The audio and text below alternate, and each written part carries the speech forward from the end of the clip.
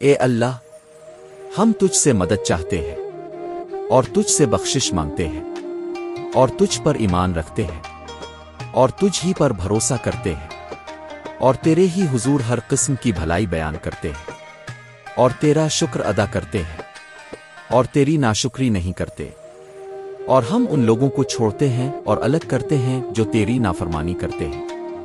اے اللہ، ہم تیری ہی عبادت کرتے ہیں اور تیرے ہی لیے نماز پڑھتے ہیں اور سجدہ کرتے ہیں اور تیری ہی طرف دوڑتے ہیں اور حاضر ہوتے ہیں، اور ہم تیری رحمت کی امید رکھتے ہیں اور تیرے عذاب سے ڈرتے ہیں۔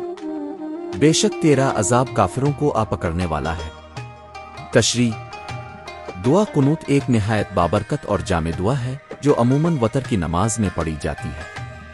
اس دعا میں بندہ اللہ تعالیٰ کے سامنے اپنی بندگی، عاجزی، امید، خوف، بھروسہ، شکر گزاری اور عقیدہ کو پیش کرتا ہے۔ ایک استغفار: انسان اللہ سے مدد مانگتا ہے اور اپنی کوتاہیوں کی معافی چاہتا ہے۔ یہ بندگی کی علامت ہے کہ ہر حال میں انسان اللہ کا محتاج ہے۔ 2. ایمان و توکل: اللہ پر ایمان اور اس پر توکل ایمان کی بنیاد ہے۔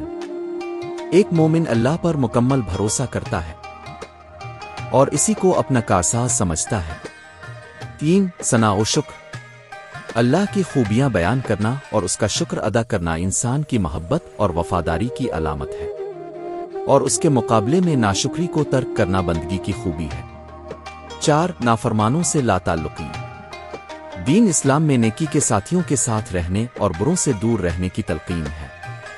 یہ دعا ہمیں سکھاتی ہے کہ اللہ کی نافرمانی کرنے والوں سے دوری اختیار کریں۔ 5. عبادت کا اقرار: اس دعا میں ہم اپنے عبادتی افعال، نماز، سجدہ، دوڑنا، کوشش کا اللہ کے لیے ہونے کا اقرار کرتے ہیں، یعنی ہماری ہر کوشش اللہ کی رضا کے لیے ہے۔ 6. رحمت کی امید، عذاب کا خوف: ایک مومن کی زندگی امید اور خوف کے درمیان ہونی چاہیے۔ وہ اللہ کی رحمت کا امیدوار ہوتا ہے لیکن اس کے عذاب سے بھی لرزاں رہتا ہے۔ دعا قنوت ہمیں مکمل طور پر اللہ کے سامنے جھکنے، اسی سے مانگنے، اسی پر ایمان و توکل کرنے اور نیکی پر قائم رہنے کا پیغام دیتی ہے۔